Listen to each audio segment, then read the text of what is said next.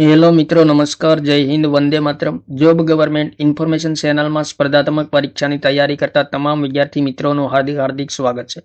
મિત્રો, ગુજરાત જાહેર સેવા આયોગ દ્વારા એક મહત્વની અગત્યની જાહેરાત બહાર પાડવામાં આવેલી છે. હિસાબી અધિકારી વર્ગ 2 જાહેરાત ક્રમાંક 114 2024-25 મુખ્ય લેખિત પરીક્ષા માટે લાયક થયેલ ઉમેદવારો માટે અગત્યની જાહેરાત આવેલી છે. તો વિગતે જોઈએ મિત્રો. હિસાબી અધિકારી વર્ગ 2 જાહેરાત ક્રમાંક 114 2024-25 ની જગ્યાઓ પર ભરતી કરવા માટે 1 અને 2/6/2025 ના રોજ યોજાયેલ પ્રાથમિક કસોટીનું તારીખ 9/9/2025 ના રોજ પરિણામ અને 1/10/2025 ના રોજ તે પરિણામમાં સુધારો કરી પ્રસિદ્ધ કરવામાં આવેલ છે. જે મુજબ પ્રસ્તુત જાહેરાતમાં મુખ્ય લેખિત પરીક્ષા માટે કામચલાઉ લાયક થયેલ કુલ મિત્રો 1636 ઉમેદવારોએ મુખ્ય પરીક્ષા લેખિત માટે ઓનલાઈન અરજી કરવાની રહેશે.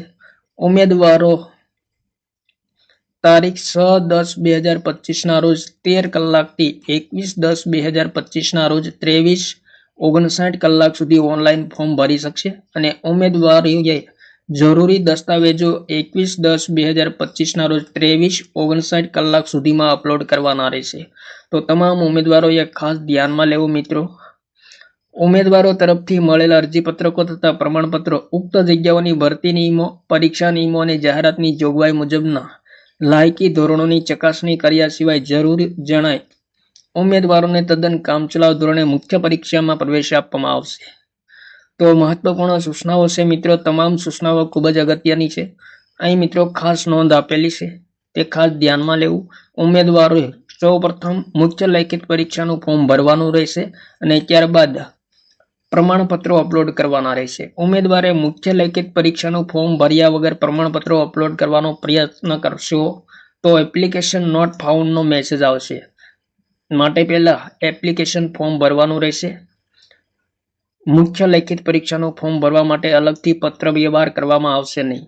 ઉમેદવારોએ નીચે દર્શાવેલ અગત્યની સૂચનાઓને ધ્યાનમાં લેવાની રહેશે. મુખ્ય પરીક્ષા લેખિત પરીક્ષા માટે સંભવતઃ ગાંધીનગર, અમદાવાદ ખાતે યોજાશે. મુખ્ય પરીક્ષાનું અરજીપત્રક તથા ડોક્યુમેન્ટ ઓનલાઈન અપલોડ કરવાની રીત મિત્રો અહીં આપેલી છે. મુખ્ય પરીક્ષાનું અરજીપત્રક ભરવા માટે જીપીએસસી ઓજસ ગુજરાત ગવર્મેન્ટની વેબસાઇટ પર જવાનું રહેશે. વેબસાઇટ પર કોલ લેટર ફ્રોમ સેક્શનમાં જઈ main exam call letter form પર ક્લિક કરવાનું રહેશે. ત્યારબાદ સિલેક્ટ જોબમાં તમારી જાહેરાત પસંદ કરી કન્ફર્મેશન નંબર અને ડેટ ઓફ બર્થ ઇન્સર્ટ કરવાના રહેશે અને ઓકે બટન પર ક્લિક કરવાનું રહેશે અને અરજીપત્રક ભરેલી માહિતી જોવા મળશે. પ્રાથમિક પરીક્ષાના અરજીપત્રકની માહિતી જોવા મળશે. ઉક્ત કાર્યવાહી પૂર્ણ કરીને ઉમેદવારે સેવ અને લોક બટન પર ક્લિક કરવાનું રહેશે અને અરજી સબમિટ કરવાની રહેશે. ત્યારબાદ ઉમેદવારની માહિતી સેવ થઈ જશે અને પછી તેમાં કોઈ સુધારો થઈ શકશે નહીં. સેવ અને લોક કર્યાથી ઉમેદવારનો મોબાઈલ નંબર ડોક્યુમેન્ટ અપલોડ કરવાનો મેસેજ આવશે. ઉમેદવાર જો અનામત કક્ષાનો હશે તો પ્રિન્ટ મેઇન એક્ઝામ ફોર્મ તથા અપલોડ ડોક્યુમેન્ટ ઓનલાઈન ટેબ દેખાશે. અપલોડ ડોક્યુમેન્ટ ઓનલાઈન પર ક્લિક કરીને પોતાના ડોક્યુમેન્ટ અચૂક અપલોડ કરવાના રહેશે. જો ઉમેદવાર બિન અનામત કક્ષાનો હશે તો ફી ભરી પોતાના ડોક્યુમેન્ટ અચૂક અપલોડ કરવાના રહેશે. બિન અનામત જનરલ કક્ષાના ઉમેદવારોએ ₹200 ફી ભરવાની રહેશે. તેઓએ ઓનલાઈન પોસ્ટ ઓફિસમાં ફીની ચૂકવણી કરી શકશે. બિન અનામત કક્ષાના ઉમેદવારોએ ઓનલાઈન ફી 24/10/2025 23:59 કલાક અને પોસ્ટ ઓફિસમાં તારીખ 24/10/2025 ના રોજ કચેરી સમય સુધી ભરી શકાશે. જો ઉમેદવારે ફીની ચૂકવણી કરી હોય અને ફીના નાણાં બેંકમાંથી કપાયેલા હોય અને તેની પહોંચ ન મળી હોય તો ઉમેદવારે હેલ્પ ક્વેરીમાં ચેક યોર પેમેન્ટ સ્ટેટસ પર ક્લિક કરીને જાણી શકાશે. ત્યારબાદ મિત્રો ડોક્યુમેન્ટ અપલોડ કરવાની વિગતવાર સૂચનાઓ વેબસાઇટ પર જોવા મળશે. પોર્ટલના હોમ પેજ પર મુદ્દા નંબર 6 પર click here to view guidelines for uploading application security document શીર્ષક હેઠળ દર્શાવેલ છે, જે ઉમેદવારોએ ડોક્યુમેન્ટ અપલોડ કરતા પહેલા ખાસ જોઈ લેવાની રહેશે. ઉપરોક્ત સૂચનાઓ અનુસાર 21/10/2025 ના 23:59 કલાક સુધીમાં ઓનલાઈન અરજીપત્રકો ભરનાર તેમજ 21/10/2025 23:59 કલાક સુધીમાં અરજીપત્રક તેમજ દસ્તાવેજ વેબસાઇટ પર અપલોડ કરેલ હશે તેવા ઉમેદવારોને જ મુખ્ય પરીક્ષાના કોલ લેટર ડાઉનલોડ કરી શકાશે. તો ખાસ ધ્યાનમાં લેવું મિત્રો. ત્યારબાદ મિત્રો મુખ્ય લેખિત પરીક્ષાના અરજીપત્રક સાથે અપલોડ કરવાના પ્રમાણપત્રોની યાદી અહીં આપેલી છે. મેન્સ એપ્લિકેશન ફોર્મ, મુખ્ય પરીક્ષાનું ફોર્મ કે જેમાં રોલ નંબર દર્શાવેલ છે, ડાઉનલોડ કરી તેમની પ્રિન્ટ લઈ તેમાં ફોટો ચોંટાડી સહી કરી જરૂરી વિગતો ભરી સ્કેન કરી પ્રમાણપત્ર સાથે ઓનલાઈન અપલોડ કરવાનું રહેશે. જન્મ તારીખના પુરાવા માટે SSCનું પ્રમાણપત્ર, ધોરણ 10ની માર્કશીટ અથવા તો ક્રેડિટ સર્ટિફિકેટ બેમાંથી એક કે જેમાં જન્મ તારીખ દર્શાવેલ હોય તે જ અપલોડ કરવાનું રહેશે. જન્મ તારીખનો દાખલો કે શાળા ચોડિયાનું પ્રમાણપત્ર ઉંમરના પુરાવા માટે માન્ય ગણાશે નહીં. ત્યારબાદ મુખ્ય લેખિત પરીક્ષા માટે ફોર્મ ભરવાની છેલ્લી તારીખ 21/10/2025 સુધીમાં ઈચ્છુક કરાયેલ સક્ષમ અધિકારી દ્વારા આપેલ જાતિનું પ્રમાણપત્ર લાગુ પડતું હોય તે અપલોડ કરવાનું રહેશે.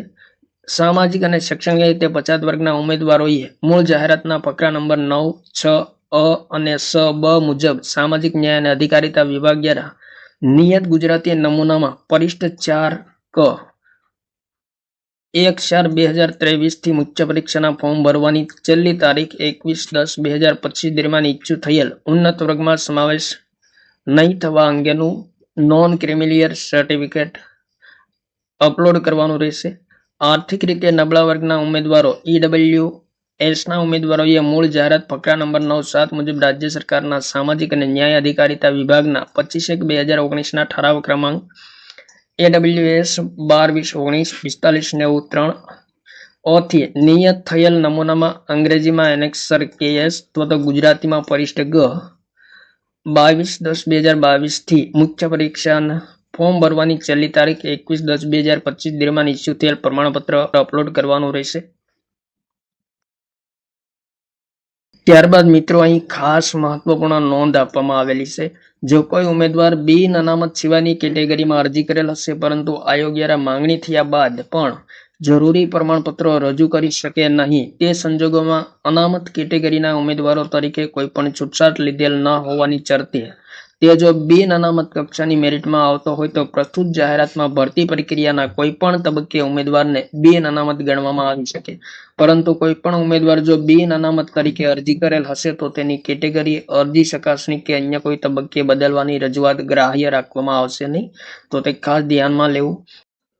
ત્યારબાદ મિત્રો દિવ્યાંગ ઉમેદવારો માટે તેમના સમર્થનમાં સામાન્ય વહીવટી વિભાગના ઠરાવ મુજબ દિવ્યાંગતા પ્રમાણપત્ર અપલોડ કરવાનું રહેશે. જો પ્રમાણપત્ર સામેલ કરવામાં નહીં આવેલ હોય તો તે પાછળથી સ્વીકારવામાં આવશે નહીં અને દિવ્યાંગ અનામતનો લાભ મળવાપાત્ર થશે નહીં. તો દિવ્યાંગ ઉમેદવારો માટે ખાસ મહત્વની સૂચના છે.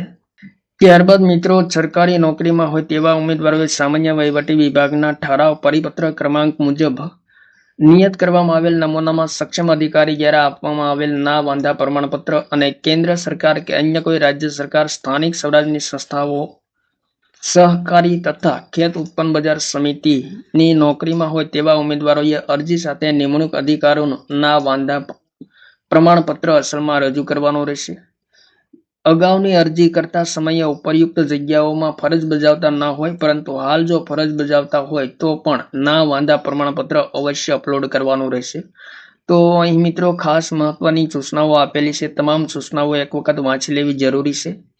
ખાસ સૂચનાઓ મિત્રો અહીં છે. પ્રમાણપત્રો સ્કેન કરી અપલોડ કરવાના રહેશે. PDF, JPEG, JPG, PNG ફોર્મેટમાં ડોક્યુમેન્ટ અપલોડ કરવાના રહેશે.